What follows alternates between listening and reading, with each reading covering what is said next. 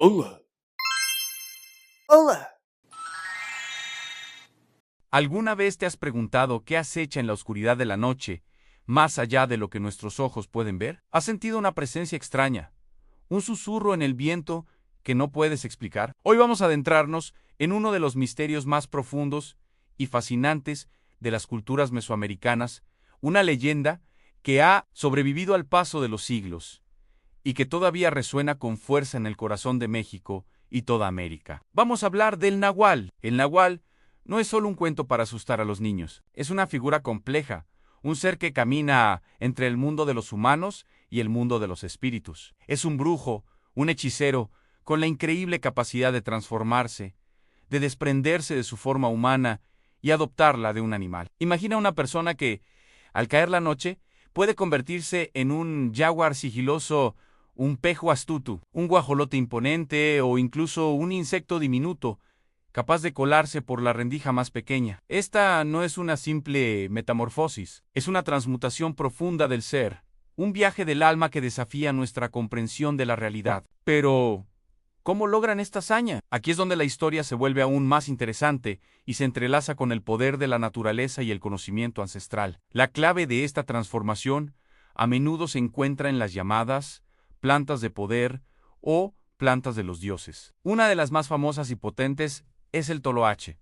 Conocido científicamente como Datura inoxia, esta planta, respetada y temida a partes iguales, es un portal, el brujo o nahual, en un ritual sagrado y cuidadosamente preparado, fuma el toloache. El humo, ese humito mágico, no es una simple sustancia, es una guía, una llave, que abre los caminos de la percepción. Es a través de este humo que el nahual encuentra el sendero hacia tu hogar. No es un camino físico, no es una calle o una vereda, es un camino psíquico, una conexión que se establece en el plano astral. El nahual, ya sea en su forma animal o como una presencia invisible, puede sentir tu energía, tus miedos, tus deseos, y es en ese momento, cuando te encuentras vulnerable en la quietud de la noche, que su influencia puede manifestarse. La transformación de hombre a animal no es instantánea ni sencilla. Es un proceso que involucra todo el ser del brujo. La mente, el cuerpo y el espíritu deben alinearse. El ritual del toloache lo sumerge en un estado alterado de conciencia. Siente un calor intenso que lo abraza, una sensación que lo desconecta de su cuerpo físico y de la realidad ordinaria. En este trance, la lógica se desvanece y la percepción se expande. Es un estado liminal, un espacio entre la lucidez y la locura, donde las fronteras entre el yo y el otro se disuelven. En este viaje psicodélico, el nahual se enfrenta a sí mismo. Su mente se convierte en un campo de batalla. Puede generar aceptación o rechazo hacia lo que está experimentando. Si el miedo lo domina, el viaje puede convertirse en una pesadilla, una espiral de locura de la que es difícil escapar. Pero si lo acepta, si se rinde al poder de la planta y a la sabiduría de los espíritus, puede navegar por estos reinos desconocidos y lograr la transmutación. Por eso, la figura del guía es absolutamente crucial. Un chamán, un maestro, otro brujo más experimentado, es quien acompaña al iniciado en este peligroso viaje. Este guía no solo enseña la dosis correcta y la forma de preparar las plantas, sino que también actúa como un ancla, un faro de luz en la tormenta de la psique. Su papel es asegurarse de que el nahual no se pierda en los laberintos de su propia mente, que pueda encontrar el camino de regreso a su cuerpo, y lo más importante, que pueda encontrar el camino hacia su propio corazón y sus pensamientos más profundos. Sin un guía, el poder del toloache puede ser destructivo, llevando al aprendiz a la locura permanente, o incluso a la muerte. El nahualismo, sin embargo, no se limita a la transformación en animales salvajes que nos acechan desde lejos. La leyenda nos dice que la transmutación puede ser mucho más sutil y perturbadora. Un nahual podría tomar la forma de una persona cercana, alguien en quien confías. Podría ser tu vecino, un amigo o incluso un miembro de tu familia. Imagina que esa persona que te sonríe durante el día, por la noche, se despoja de su piel para revelar su verdadera naturaleza. Esta idea añade una capa de paranoia y desconfianza a la leyenda, recordándonos que las apariencias engañan y que el mal, a veces, lleva una máscara familiar. Estos seres pueden tener diferentes motivaciones. Algunos son guardianes, protectores de sus comunidades, que usan su poder para vigilar y defender a su gente de peligros tanto físicos como espirituales. Utilizan su conexión con el mundo animal para obtener sabiduría, fuerza y conocimiento sobre la naturaleza. Son los chamanes que curan, que aconsejan, que mantienen el equilibrio entre el mundo humano y el natural. Pero también existen los nahuales oscuros, los brujos que utilizan su poder para fines egoístas. Pueden buscar venganza, robar la energía vital de las personas mientras duermen, causar enfermedades o sembrar la discordia. Son estos nahuales los que protagonizan las historias más aterradoras, los que se convierten en bestias para atacar el ganado, robar niños o atormentar a sus enemigos. Es la dualidad del poder. Puede ser usado para crear o para destruir. Esta creencia está profundamente arraigada en el culto a las plantas sagradas que ha existido en México y en toda América desde tiempos inmemoriales. El peyote, los hongos alucinógenos, el toloache, no eran consideradas drogas, sino entidades sagradas, maestros que permitían a los humanos comunicarse con los dioses y acceder a otras realidades. El nahualismo es una de las expresiones más potentes de esta cosmovisión, donde el hombre no es un ser separado de la naturaleza, sino una parte intrínseca de ella, capaz de fusionarse con sus múltiples formas. Pensemos en la transmutación desde una perspectiva más simbólica. ¿No es acaso una metáfora del viaje interior que todos debemos emprender? El ritual con las plantas de poder representa la necesidad de romper con nuestra percepción limitada de la realidad para poder ver más allá. El guía o chamán simboliza la sabiduría y la experiencia que necesitamos para navegar nuestros propios miedos y confusiones. Y la transformación en animal no podría ser una representación de la conexión con nuestros instintos más primarios, con esa parte salvaje y sabia que todos llevamos dentro. Cuando un nahual se convierte en jaguar, no solo adquiere su fuerza y sus garras, también accede a la astucia, la paciencia y el poder del rey de la selva. Cuando se convierte en águila, obtiene su visión aguda, la capacidad de ver el panorama completo desde las alturas. Cada animal es un maestro, una fuente de poder y conocimiento. El nahual es aquel que ha aprendido a escuchar y a integrar estas lecciones en su propio ser. Pero volvamos a la noche, a ese momento en que el mundo se silencia y las sombras cobran vida. ¿Cómo saber si un nahual está cerca? Las leyendas cuentan que hay señales, ruidos extraños en el techo, rasguños en la puerta, el llanto inexplicable de un bebé, o la sensación persistente de ser observado. Se dice que los perros ladran de una manera particular cuando un nahual anda suelto, un ladrido lleno de miedo y advertencia. La gente ha desarrollado métodos de protección a lo largo de los siglos. Se colocan tijeras abiertas en forma de cruz bajo la almohada.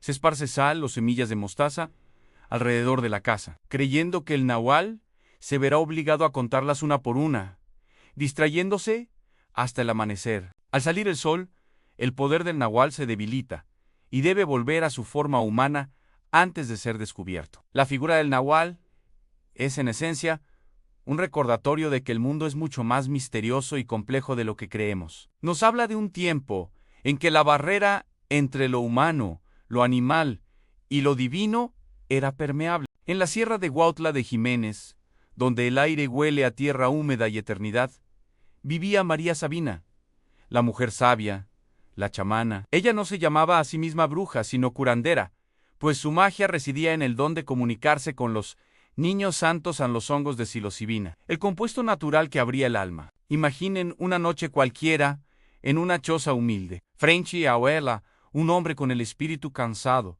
agobiado por el peso del mundo.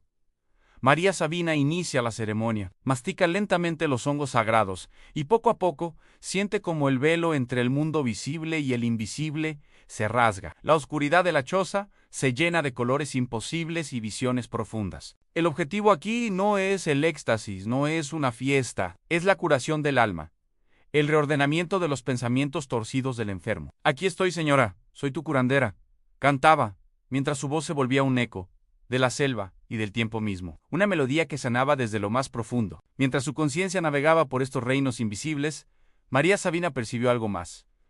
Vio un vasto mapa nu, Yichehaus, sino de conocimientos. Era la botánica del chamán y el brujo, una red que se extendía por todo el continente americano. Vio un hilo dorado e invisible que la conectaba con otros maestros de la conciencia. Su visión la llevó a la Amazonía profunda. Allí vio el humo denso de la purga, el mareo sagrado que provocaba la ayahuasca, la lianaudo aumau. Vio a los aprendices enfrentando sus sombras y miedos más profundos, obligados por la planta a mirar de frente a sus propios demonios para poder sanar.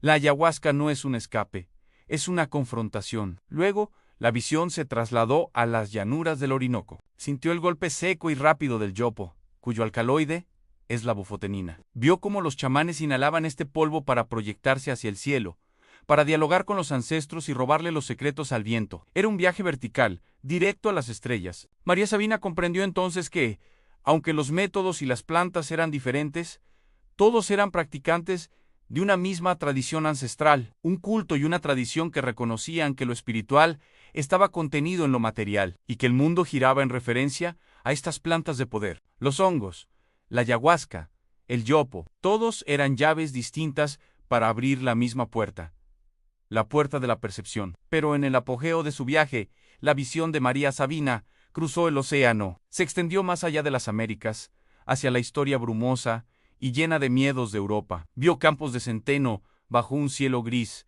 y vio una enfermedad negra que asolaba a los campesinos. Era el cornezuelo del centeno, un hongo parásito que crecía en el grano. Este hongo, sin que nadie lo supiera, era la causa de una tragedia. Al ser consumido en el pan, provocaba una enfermedad terrible, el ergotismo. La gente sufría convulsiones aterradoras, alucinaciones violentas y una sensación de quemazón insoportable en las extremidades conocida como fuego de San Antonio. En la Edad Media, sin entender la química ni la micología, la gente buscaba una explicación sobrenatural. Las personas afectadas por estas visiones, que gritaban y se retorcían, no eran vistas como enfermas, sino como poseídas o hechizadas. Se creía que eran brujas, y por ello eran señaladas, perseguidas y trágicamente quemadas en la hoguera. María Sabinao, desde su choza en Oaxaca, sonrió con una profunda tristeza al ver la terrible ironía. De ese mismo hongo oscuro, de ese cornezuelo que causaba tanto terror y muerte, se aisló siglos después el ácido lisérgico, una sustancia que, en manos de la ciencia moderna, buscaría replicar la misma expansión de la mente que ella alcanzaba con sus niños santos. La curandera entendió la lección fundamental, la diferencia entre la sanación y la locura, entre el chamanismo sagrado y la brujería temida. No estaba en el compuesto químico en sí, sino en la intención, el conocimiento y el ritual que lo rodeaban, lo que para ella era una herramienta sagrada, guiada por la sabiduría ancestral para la curación del alma.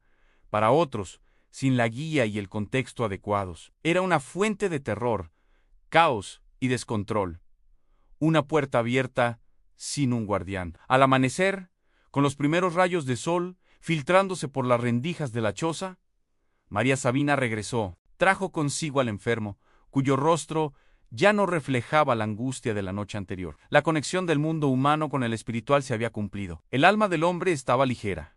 En la frontera entre lo visible y lo etéreo, donde las montañas de niebla besan los bosques fríos, se alzaba la morada de el chamán, un anciano de sabiduría serena, y el brujo, su temperamental discípulo, compartían un mismo propósito, pero sus métodos y sus espíritus eran tan distintos como la luz y la sombra, como el día y la noche. Su laboratorio, una cueva excavada en la roca viva, era un santuario de la botánica arcana, un lugar donde el poder silvestre de la tierra se concentraba y se transformaba. Imaginau, este lugar, estantes de piedra tallada, repletos de frascos de cristal que contenían hojas secas, raíces retorcidas y semillas de colores imposibles. El aire estaba cargado con el aroma de la tierra húmeda, de las resinas dulces y de las flores nocturnas. Este no era un simple laboratorio, era el corazón latente de un conocimiento antiguo, un puente entre el mundo de los hombres y el de los espíritus de la naturaleza. Cada planta,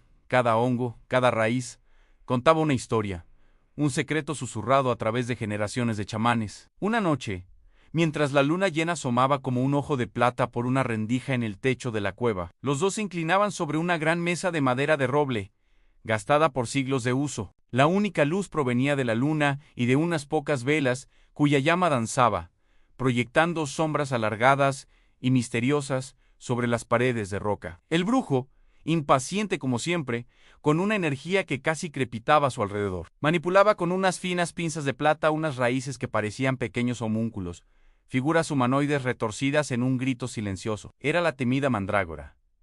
La mandrágora officinarum, una planta cuyo poder era tan legendario como peligroso. «Maestro», susurró el brujo, con un brillo inquietante en sus ojos oscuros, un reflejo de ambición y avidez. «La mandrágora promete visiones de poder. Nos dará la clave para dominar los vientos, para doblegar las tormentas a nuestra voluntad. ¿Por qué insistes en mezclarla con el suave aliento del sur? ¿Por qué diluir su furia?» Su voz era un siseo, una promesa de poder sin control. Para él, el poder era un fin en sí mismo, una fuerza para ser conquistada y utilizada. El chamán, en cambio, se movía con una calma que contrastaba fuertemente con la agitación de su discípulo, con las manos firmes y los ojos cerrados, como si estuviera escuchando una melodía que solo él podía oír.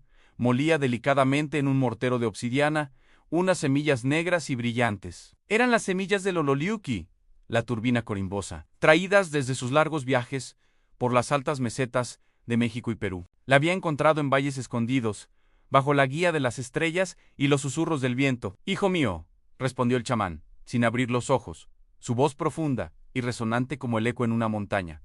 «El poder sin guía es solo caos. Es un río desbordado que arrasa con todo a su paso, sin distinguir entre lo sagrado y lo profano. El Ololiuqui, la semilla de la serpiente, nos conecta con los ancestros, con la cadena infinita de sabiduría que nos precede. Nos enseña humildad, nos recuerda que somos solo una pequeña parte de un todo inmenso. La fuerza debe estar siempre templada por el respeto a un lado de la mesa. En un cuenco de cerámica vidriada flotaban los cálices pálidos y perfumados del floripondio, la Brugmansiau. Su aroma era dulce, casi hipnótico, llenando la cueva con una fragancia que prometía sueños y olvido. Esta planta, otra maestra de tremenda potencia de las selvas andinas, era la poción de reserva. Su poder era tan inmenso que solo se usaría en el caso extremo de que la barrera entre los mundos se rompiera, para calmar a los espíritus desatados o para guiar a las almas perdidas de vuelta a su camino. Era el último recurso, la calma en medio de la tempestad definitiva. Mientras trabajaban,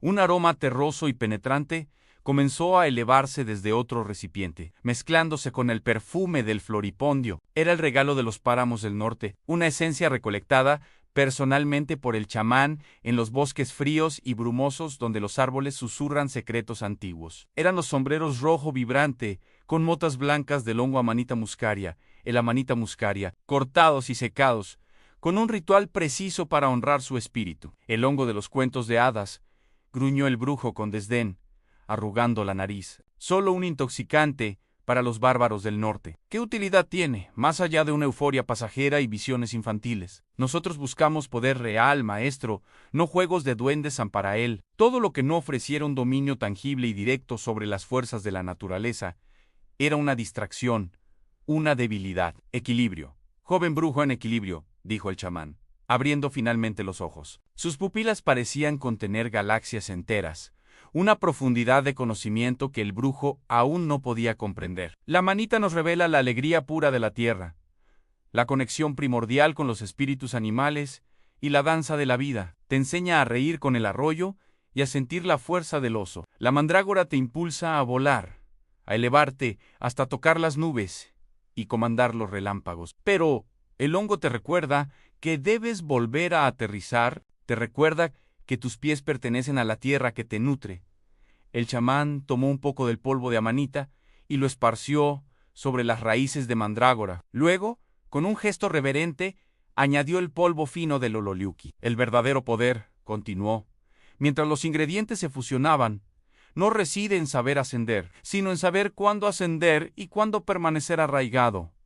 Es el baile entre el cielo y la tierra. La mandrágora te da la fuerza del trueno. El Ololiuqui te da la visión de la serpiente emplumada, que ve el pasado y el futuro. Y la amanita te da la alegría del ciervo que corre libre por el bosque. Sin uno, los otros son peligrosos. En el brujo, aunque escéptico y lleno de su propia ambición, observó en silencio. A pesar de su impaciencia, sabía que había una verdad profunda en las palabras de su maestro. Había visto al chamán realizar proezas que desafiaban la lógica, no a través de la fuerza bruta, sino a través de una armonía perfecta con el mundo natural. Comprendía en un nivel profundo que su mente racional aún se negaba a aceptar que en la mezcla de esos elementos tan dispares, la visión profética del Ololiuqui de México, la fuerza terrestre de la mandrágora europea, el olvido dulce del floripondio andino y la euforia vital de la manita del norte, se encontraba la verdadera llave. Una llave que no solo abría la puerta de la percepción,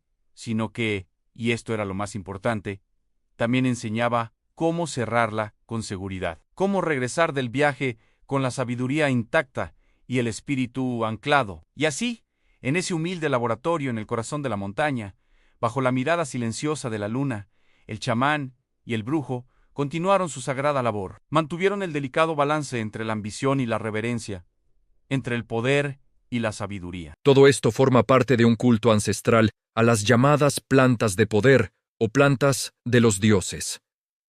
Esta no es una práctica aislada de México. Es una tradición que se extiende por todo el continente americano y tiene paralelos en todo el mundo. Pensemos en las brujas de la Edad Media en Europa y su uso de la belladona, que según las leyendas, les permitía volar. No volaban físicamente, sino que los alcaloides de la planta inducían una experiencia psicoactiva de desprendimiento del cuerpo. O podemos mirar las enseñanzas de Don Juan, inmortalizadas por Carlos Castaneda. En sus libros, el aprendiz experimenta profundas transformaciones en la psique humana, viajando entre la conciencia y la inconsciencia, todo gracias a estas plantas maestras. Algunos lo hacen a través del humito del toloache, mientras que otros emprenden su viaje con el jicuri, mejor conocido como peyote. Este cactus del desierto, que contiene mescalina, es considerado un creador de energías. En la aridez del desierto, ante la falta de agua o alimento, consumir peyote es como correr sobre el viento sin dejar huella, una experiencia que te eleva más allá de las limitaciones físicas. Pero la botánica sagrada de América no se detiene ahí. En Ecuador y Perú encontramos el cactus de los cuatro vientos, o San Pedro, otra fuente poderosa de mescalina. Y en la profundidad de la selva amazónica, las tribus preparan la ayahuasca, una bebida ceremonial que combina dos plantas para abrir las puertas de la percepción. También está el yopo, cuyas semillas contienen potentes alcaloides como la bufotenina, usado en ceremonias para conectar con el mundo espiritual. No podemos hablar de esto sin mencionar a la gran curandera mazateca, María Sabina. Ella se hizo mundialmente famosa por sus ceremonias de curación del alma, utilizando los hongos sagrados que contienen psilocibina. Estos niños santos, como ella los llamaba, eran la llave para sanar heridas profundas del espíritu. La psilocibina es un compuesto natural que se encuentra en ciertos hongos, pero también nos recuerda a otros hongos, como el cornezuelo del centeno. Este hongo, que a veces contaminaba el pan, causaba una condición llamada ergotismo. La gente sufría alucinaciones y convulsiones, y en la ignorancia de la época, muchos creían que estaban embrujados o que eran brujas. Curiosamente, fue de este mismo hongo que se aisló por primera vez el LSD-25 o ácido lisérgico, una de las sustancias psicoactivas más potentes conocidas. Todas estas prácticas, a través del tiempo, han formado parte de cultos y tradiciones de un mundo mágico. El chamanismo y la brujería ancestral son puentes que conectan nuestro mundo humano con el vasto y misterioso mundo espiritual. Parece que, de una forma u otra, nuestro mundo gira en referencia a la botánica del chamán y del brujo. Un conocimiento que trasciende lo puramente material para tocar las fibras más profundas de la conciencia. Desde siempre, desde la antigüedad, algunas plantas no se han visto solo como medicina, sino como verdaderas llaves para abrir puertas a otros mundos. Hoy vamos a sumergirnos en esa botánica de poder y su increíble conexión con las tradiciones chamánicas. A ver, empecemos con una pregunta que suena a pura fantasía, ¿no? En el folclore mexicano existe una figura fascinante, el náhuatl, alguien que, supuestamente, tiene este poder. Pero, ¿es solo un cuento? ¿O hay algo más detrás de todo esto? Las historias, las leyendas, nos pintan un cuadro increíble. Un hechicero que puede adoptar la forma de un animal para moverse en las sombras, sin ser visto, para espiar o para actuar. O sea, estamos hablando de un ser rodeado de misterio y de un poder que parece de otro mundo. Bueno, vamos con la primera sección, el misterio del Nahual. Y la gran pregunta es, ¿cómo es posible algo así? ¿Una transformación tan radical? Pues aquí viene lo interesante. La tradición nos dice que la respuesta no está en la magia como tal, sino en algo mucho más terrenal, la botánica.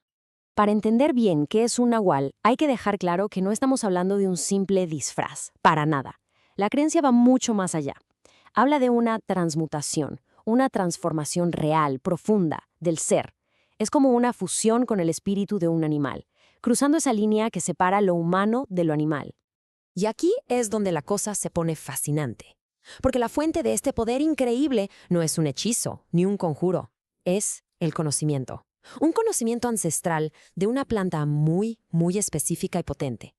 O sea, el secreto, como vemos aquí, no es magia, es botánica. El proceso comienza al fumar una preparación de la planta datura, que muchos conocen como toloache. Y ojo, no estamos hablando de cualquier planta. Contiene unos alcaloides súper potentes que, bueno, alteran por completo la percepción de la realidad. Ok, ¿y cómo funciona este proceso? Se describe en 3 pasos clave. Primero, se fuma el humito. Esto provoca como segundo paso una desconexión total entre el cuerpo y la mente. Y se cree que es en ese estado, en ese momento de liberación del espíritu, que se puede lograr la transmutación. Pero claro, un viaje así de intenso tiene sus riesgos. Y son enormes. Imaginen que la línea entre la lucidez y la locura se vuelve finísima, casi invisible. Por eso es absolutamente crucial la presencia de un guía, un chamán con experiencia, para poder navegar ese estado y, lo más importante, asegurar que se pueda regresar. Pasemos ahora a la sección 2, las plantas de poder. Porque, a ver, el caso del nahual y el toloache no es algo aislado, ni mucho menos. En realidad forma parte de una tradición enorme que se conoce como el culto de las plantas de los dioses. Un sistema donde las plantas literalmente son las maestras. Y esta idea, la de la transformación a través de las plantas, se hizo mundialmente famosa gracias a los libros de Carlos Castaneda. En sus obras, él describe un camino de aprendizaje donde las plantas no se ven como simples drogas, sino como verdaderas maestras que abren las puertas a partes ocultas de la conciencia. Entonces, queda claro que la datura es solo una pequeña pieza de un rompecabezas inmenso. Lo que tenemos aquí es todo un sistema de conocimiento, súper sofisticado, una especie de farmacopea espiritual gigante que se ha desarrollado durante miles de años. Muy bien. Ahora hagamos un pequeño viaje por el continente americano para ver qué otras de estas plantas de poder han sido tan importantes para diferentes culturas. Y es que el continente americano es un verdadero cofre del tesoro de plantas sagradas. Pensemos en el peyote, o jicuri, en los desiertos del norte, o la ayahuasca en lo profundo de la selva amazónica. Cada una de estas plantas tiene una relación profundísima con las culturas indígenas. Cada una tiene su espíritu, su ritual, su propósito. Es que no se ven como simples sustancias químicas, ¿los entiende? Se ven como fuentes de energía espiritual. Miren esta descripción tan poética del peyote. Correr sobre el viento sin dejar huella. Captura a la perfección esa sensación de ligereza, de conexión, de trascendencia que se busca. Pero aquí viene algo todavía más fascinante. Esta conexión entre plantas psicoactivas y, llamémosle, magia, no es algo exclusivo de América. No, no, no. Hay paralelos increíbles en otras partes del mundo. Vámonos a la Europa medieval, por ejemplo. Allá se hablaba de brujas que usaban unos ungüentos hechos con belladona. ¿Para qué? Para sentir que volaban. Es un paralelismo increíble con lo que se hacía en América. En ambos casos es una planta la que abre la puerta a una experiencia extracorporal. Y hay otra conexión europea súper interesante, que no viene de un ritual, sino de algo accidental. Resulta que había un hongo, el cornezuelo, que a veces contaminaba el pan de centeno, y la gente que lo comía sufría una condición llamada ergotismo. ¿Y qué pasaba con esta gente? Pues sufrían alucinaciones horribles, convulsiones. Su comportamiento era tan extraño que, claro, en esa época la explicación era obvia. O estaban poseídos por el diablo o eran brujos. Y aquí es donde la ciencia moderna entra en juego y nos vuela la cabeza. Resulta que ese mismo hongo, el cornezuelo, es la fuente natural del compuesto del que se sintetizó por primera vez el LSD. De hecho, LSD-25 significa que fue el compuesto número 25 que su descubridor logró aislar de este hongo. Es increíble pensar que lo que antes era visto como posesión demoníaca, hoy lo entendemos como pura química. Bueno, llegamos a la última parte. La botánica del espíritu. Porque al final, si juntamos todos estos hilos, desde el nahual en México hasta el cornezuelo en Europa, vemos que cuentan una historia mucho más grande. La historia de la búsqueda humana por trascender, usando lo que nos da el mundo natural. Lo que vemos son tradiciones muy antiguas, de un mundo mágico, sí, pero un mundo que usa la botánica como un puente, para conectar lo humano con lo espiritual. No es la magia de los cuentos de hadas, es un conocimiento profundo, real, de la naturaleza y de cómo afecta nuestra conciencia. Se trata de una forma de ver el mundo, una cosmovisión, donde las plantas son la clave para ir más allá de lo físico, de lo material. Son herramientas, sí, pero también son maestras, son aliadas en un viaje espiritual que ha definido a culturas enteras. Y todo esto nos deja con una última reflexión, una pregunta flotando en el aire. Si estas tradiciones antiguas ya encontraron en el mundo de las plantas unas llaves tan poderosas para abrir las puertas del espíritu, ¿qué otros secretos, qué otras llaves esconderá la naturaleza sobre nuestra propia conciencia que simplemente están ahí esperando a que volvamos a prestarles atención?